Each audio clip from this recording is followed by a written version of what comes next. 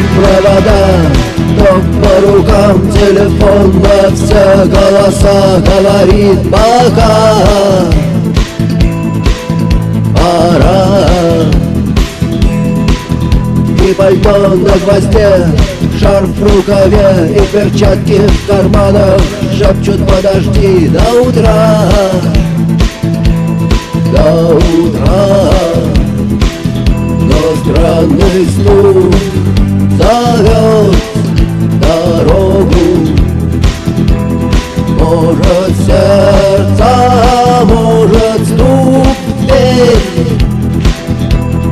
И когда я обернусь на пороге, я скажу одно лишь слово: